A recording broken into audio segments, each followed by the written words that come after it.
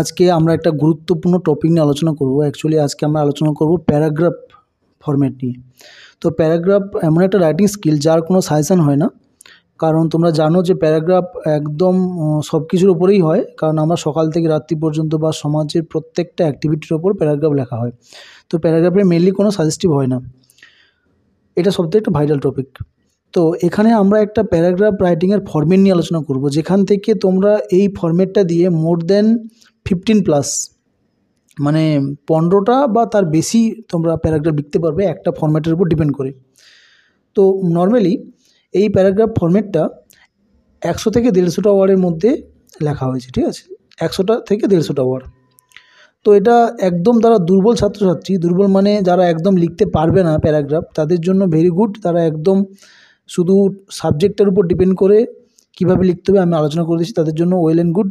আর যারা লিখতে পারো অলরেডি প্যারাগ্রাফ, তাদের জন্য ভালো। তারা কী করবে, নিজের থেকে তো লিখতে পারবে, তার সাথে সাথে এর যে ইম্পর্টেন্স লাইনগুলো আছে না, লাইনগুলো তোমরা অ্যাড করবে, তাহলে তোমাদের রাইটিংয়ের কোয়ালিটিটা খুব দাঁড়িয়ে যাবে, ঠিক আছে। তাহলে কি বললাম, যারা একদম লিখতে পারবে না তাদের জন্য ওয়েল অ্যান্ড গুড, ঠিক আছে।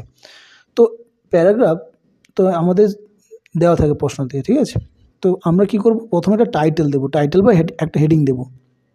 এটা তোমাদের নিজের থেকে দিতে হবে, কারণ তোমরা প্যারাগ্রাফ রাইটিং পড়েই বুঝতে পারবে যে প্যারাগ্রাফ দিয়েছে এবং সেটা কি সম্পর্কে দিয়েছে। তাহলে কি সম্পর্কে দিয়েছে সেটা একদম আমরা টাইটেলে উপরে লিখে দেবো যে, ঠিক আছে। এরপর আমরা স্টার্টিংটা এভাবে শুরু করব। তো প্রথমে একটা ড্যাশ দেওয়া আছে। ড্যাশ মিনস যে টপিকে বা যে সাবজেক্টের উপর প্যারাগ্রাফটা দিয়েছে, যে মূল বিষয়, যে প্রশ্নটা থাকবে মূল বিষয়, সেই মূল বিষয়টা আমরা এখানে লিখব। তাহলে ড্যাশ মূল বিষয়টা লিখলাম। এরপরে লিখব is a great and harmful problem. তাহলে এটা হলো একটা বড় এবং ক্ষতিকারক একটা সমস্যা। It is not only a common matter for our own country. এটা শুধুমাত্র আমাদের নিজেদের দেশের কোনো সাধারণ বিষয় নয়, but also for the other countries too. অন্যান্য দেশেও এই এটা একটা গুরুতর বিষয়, ঠিক আছে। এরপর আরেকটা ড্যাশ দেওয়া আছে, দেখো এই ড্যাশে তোমরা সেম একই রকম আবার সাবজেক্টটা বসাবে, যে সম্পর্কে প্যারাগ্রাফটা দিয়েছে সেই সাবজেক্টটা বসাবে। Destroy hour social piece and happiness, যেটা কিনা ধ্বংস করে দিচ্ছে আস্তে আস্তে আমাদের সামাজিক শান্তি এবং সুখকে। ডে বাই ডে, দিনের পর দিন, it is going out of our control. এটা দিনের পর দিন এটা কী হয়েছে, নিয়ন্ত্রণের বাইরে চলে যাচ্ছে। হুইচ ইজ ভেরি ডেঞ্জারাস, যেটা খুবই এক বিপজ্জনক ব্যাপার। কিপিং দিস প্রবলেম, এই সমস্যার জন্য উই ক্যান নট ইমাজিন, আমরা কল্পনা করতে পারি না।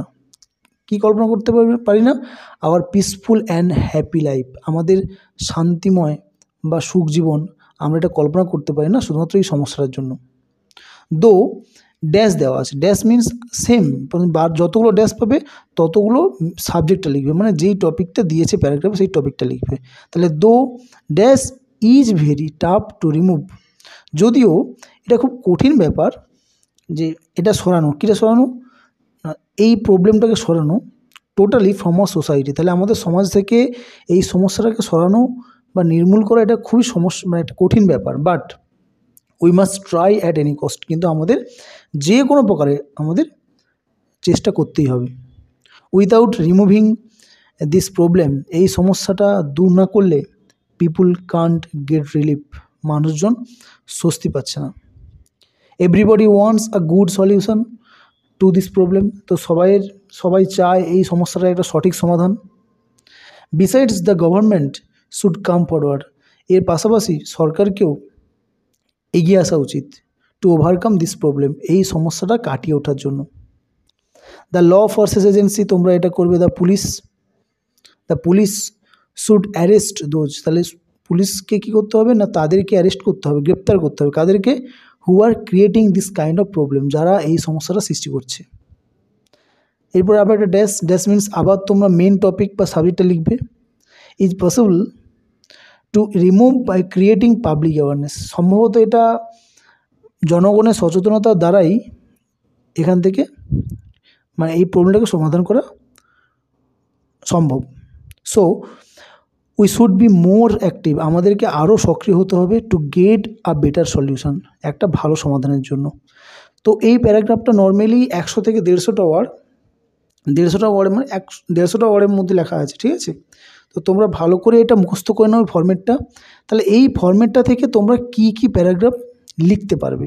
দেখো প্রথমে আমি বলি, এই ফরম্যাটটা থেকে যে কোনো all kinds of social problems and any other problems, তাহলে যে কোনো প্রবলেম রিলেটেড প্যারাগ্রাফ তোমরা এটা থেকে লিখতে পারবে।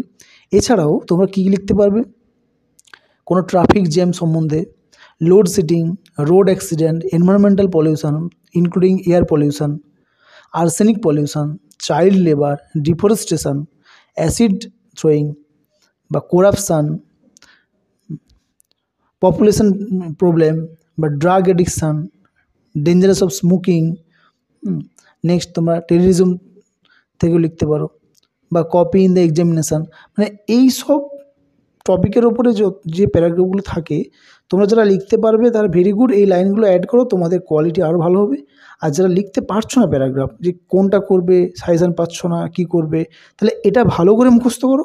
এখান থেকে তোমরা মোর দেন 15+ তোমরা কী করবে, প্যারাগ্রাফ লিখতে পারবে। Any kind of social problem related যদি কোনো প্যারাগ্রাফ আসে তোমরা এই ফরম্যাটটাকে কাজে লাগিয়ে খুব ইজিলি লিখতে পারবে। ওকে, ঠিক সেম আমাদের editorial format, official letter format, personal letter format এভাবে দেওয়া আছে, তোমরা দেখে নাও। এটা তোমাদের অনেক কাজে দেবে, কারণ প্যারাগ্রাফের কোনো সাজেশান হয় না, আমি বারবার বলছি।